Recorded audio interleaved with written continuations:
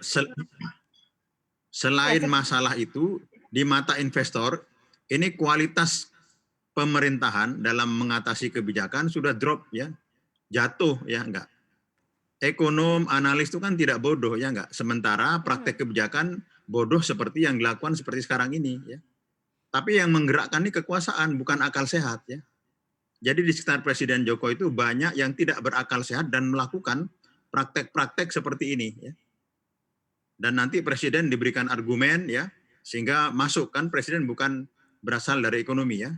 Kemudian disetujui ya. Nah, itulah dari keawaman plus politik pokrol seperti ini akan jadi ya merombak-rombak oke. Apakah memang cerminan ini kebijakan. sekarang sudah mulai terasa nih, Prof? Karena kalau kita lihat dari bursa saham kita saja, outflow asing sudah cukup besar, mayoritas juga dari Ya ini perbankan, begitu. Seperti apa, Prof?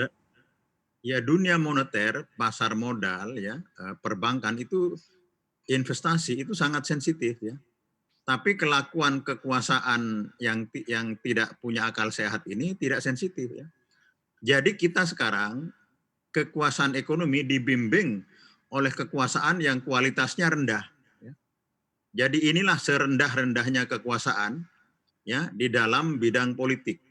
Masuk ke dalam bidang yang profesional, yang memerlukan sentuhan profesional, tapi pemimpinnya tidak profesional. Ya. Jadi tidak ketemu. Itu sama dengan punya presiden punya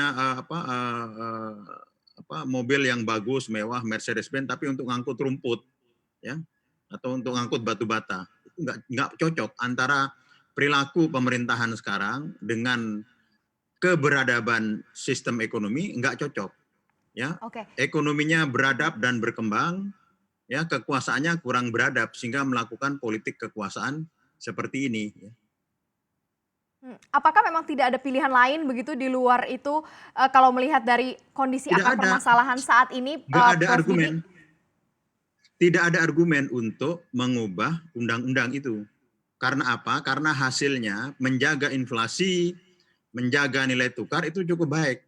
Itulah satu-satunya keberhasilan target ekonomi Presiden Jokowi pada periode pertama. Target yang lain ya, penurunan kemiskinan, pertumbuhan ekonomi, ya, defisit neraca berjalan, ekspor impor tidak tercapai semuanya kecuali satu ini. Nah, yang berhasil malah mau dirombak sehingga lebih amburadul. Ya. Nah, ini harus dikoreksi sebenarnya oleh profesional, ya, karena kekuasaan yang menyentuh ini jumut, ya. Akar Jadi kita permasalahannya apa sih, sekarang Prof? ini Kalau akar mungkin dari masalahnya kabinet politik, ya. dari sisi Jokowinya ini sendiri dan Akar kabinetnya? masalahnya akar masalahnya politik kapasitas, ya enggak? Jadi kepemimpinan ekonomi itu tidak punya kapasitas yang memadai, ya. Sekarang ini sistem keuangan, sistem moneter, sistem bank sentral sudah beda dengan tahun 70. Sekarang tahun 2020. Tetapi mereka menganggap ini seperti tahun 70-an dan bisa dilakukan dengan praktek kuasa Ken Arok. Dan ini terjadi di mana-mana ya. Terjadi juga misalnya penyelesaian COVID berkelahi dengan Pemdanya. Kemudian undang-undang KPK yang sudah bagus digergaji. Ya enggak, DPR yang baik kekuasaan legislatifnya dihilangkan. Jadi ini adalah situasi tidak normal dari situasi tidak normal, pemerintahan yang tidak normal, situasi yang normal. Yang pemerintahan tidak normal di situasi yang tidak normal, mestinya situasinya tidak normal, pemerintahnya lebih normal.